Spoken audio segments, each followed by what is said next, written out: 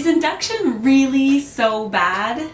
Today we're going to talk about it. We're going to talk about medical induction with Pitocin and why I generally recommend you try to avoid it if at all possible. Now, just like with every intervention, I obviously believe that there are times in a woman's pregnancy or in a labor and birth where that may be appropriate, that may be a well-indicated use for that type of medical intervention.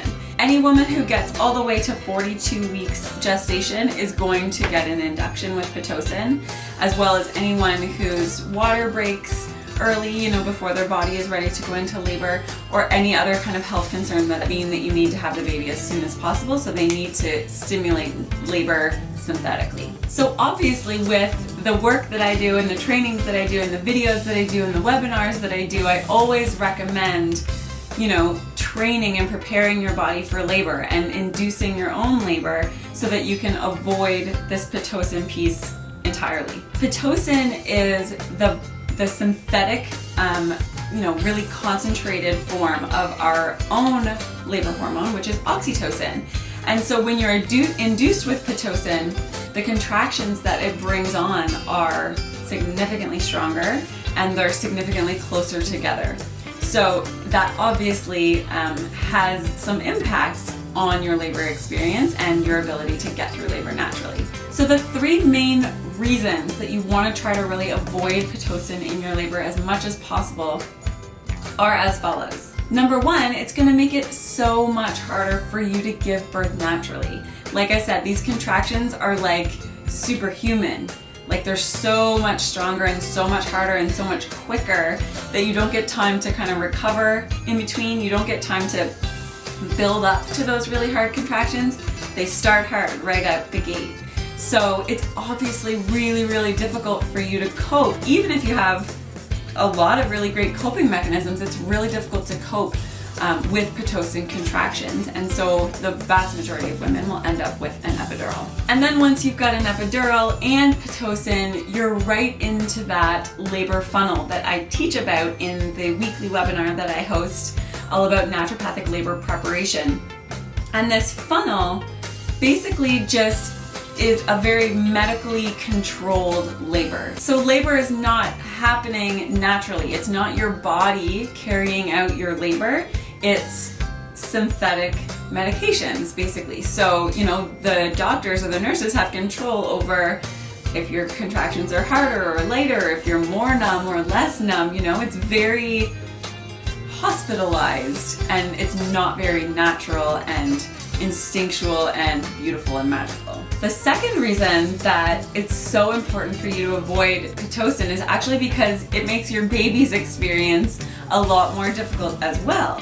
You think being a baby inside the uterus and it's squeezing, natural labor is stressful on the baby. It's supposed to be, right? But still, even the natural contractions are causing stress to the baby because it's being squeezed. So you can imagine once you have these really potent, really hard, really quick contractions, baby also doesn't get a chance to recover in between, and babies can go into distress. Their heart rates can drop because these contractions are so hard, so quick, for so long. So the third reason that I really recommend you try to avoid Pitocin in your labor, if at all possible, is because that means that you're starting your labor at the hospital.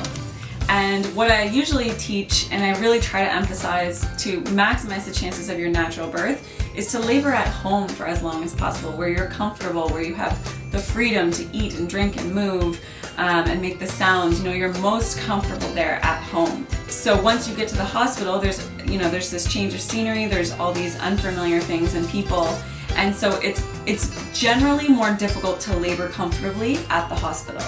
But the great news is that there are tools that you can use to stimulate your own labor. So essentially, you remove the need for Pitocin at all, barring some sort of a medical emergency. Over in the Love Your Labor program, I have an entire module dedicated to this. It's so important that you have these tools. So we talk about how to induce your labor, we talk about how to augment your labor, and these are naturopathic tools that are insanely effective. They really help you to take back control and to have a little bit of say over how your labor turns out. It's not just up to chance. It's not just kind of on a whim. You really do have some tools that you can use to be chipping away at going into labor. So that's it for today, guys. That's all I've got for you on Pitocin and kind of my take on it. Of course, just like any intervention, if it's medically necessary and indicated, please accept it.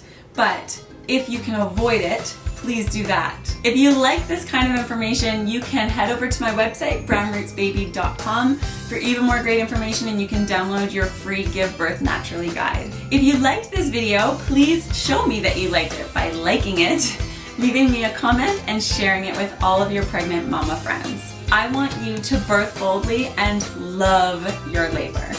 Thank you so much for watching, and I'll see you next time on Brown Roots Baby Talk.